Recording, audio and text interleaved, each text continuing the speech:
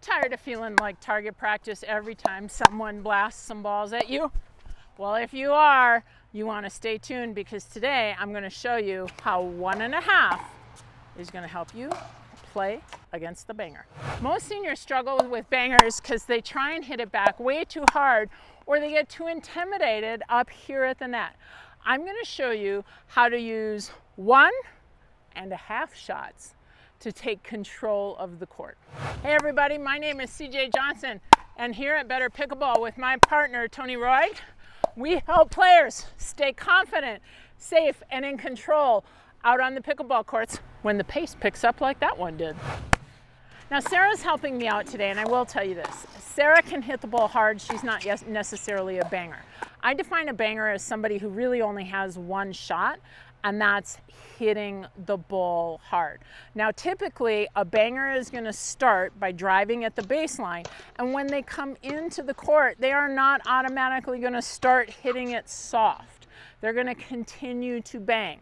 So if that sounds like the players you're playing against, this strategy is going to work really well for you. All right, so Sarah's at the baseline. I'm up here at the non-volley zone. That's typically where the first bang or the hard hit shot comes from. So when she drives a ball at me, I am not trying to match her pace. I'm not trying to use a punch volley. I want to use a block volley to diffuse the pace. And the important thing about using that block volley is your grip pressure. So let me show you first the difference between what a block volley looks like and a punch volley. So Sarah, come on, hit one at me. I'm going to show them a block volley first. So that's a block volley. Nice and soft.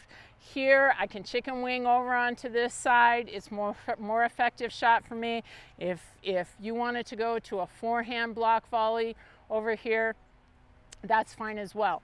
The reason that that ball went up and over the net and didn't go very far, in fact it landed in the non-volley zone, is just simply the grip pressure. I had a very light grip pressure on it. Now before we get too deep into grip pressure, Sarah, I want you to hit me another shot, and this time I'm going to show you the difference in volleys. This is your punch volley. You notice there, she kind of hit it to the same place, right? But there was a much bigger movement and the ball flew back further in the court. The most effective strategy for a banger when they really hit it hard is just to simply use the block volley versus the punch volley. All right, so now that we're clear on the difference between a block volley and a punch volley, let me give you the key to using the block volley. As I said, it is grip pressure. If you imagine your grip with 1 being the lightest and 10 being the hardest, what we really want for a good block volley is a grip pressure that's probably right around 3 somewhere. And the way you'll be able to tell that is if you just make the block volley, which we already know doesn't have paddle motion, you'll be able to see how far the ball travels based on a difference in grip pressure. If I simply do the block volley and I have that light grip pressure, you're going to see the ball drop in or somewhere around the non-volley zone. If I have a little heavier grip pressure, it's going to go more towards the mid-court. And if I use that block volley motion with a lot of grip pressure around a number 10, it's likely going to go towards the back part of the court. Have you ever tried the block volley against the banger? If you have, put a block down in the comments below. And if you tend to make a big swing, hit that punch volley, or try and bang it back, put the word bang. So block or bang in the comments down below. I want to know what you rely on. All right, here's the half shot. Now, even if your block volley isn't perfect, let's say it doesn't drop here in the non-volley zone, it travels to about the middle of the court. If that player is really a banger, we already said they are not magically going to run in and hit a soft shot. What are they going to do? Yeah, they're going to come in and they're going to bang the ball again. Now, the problem here is the court has gotten shorter. So even if your block volley flies to about the middle of the court and that banger is going to come in to bang again, your half shot is this. Get out of the way.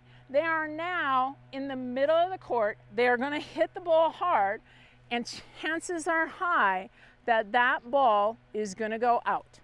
So the minute that Sarah came into the court and started to turn her body, I had already made my decision to allow that ball to go out based on where she was on the court and the shot that she was setting up for.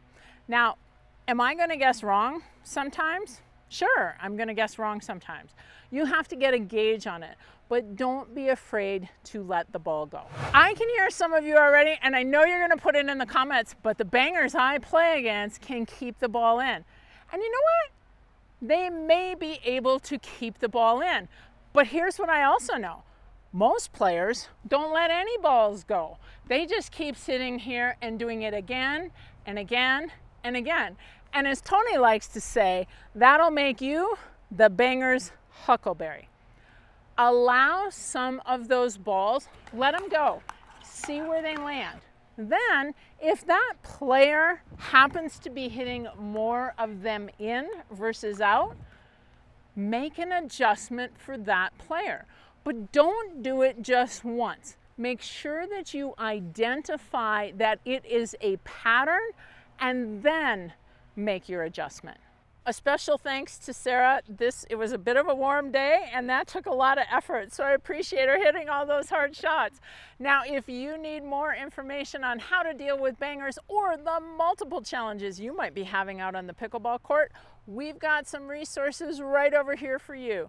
Because together we can train smart, live bold, and age well.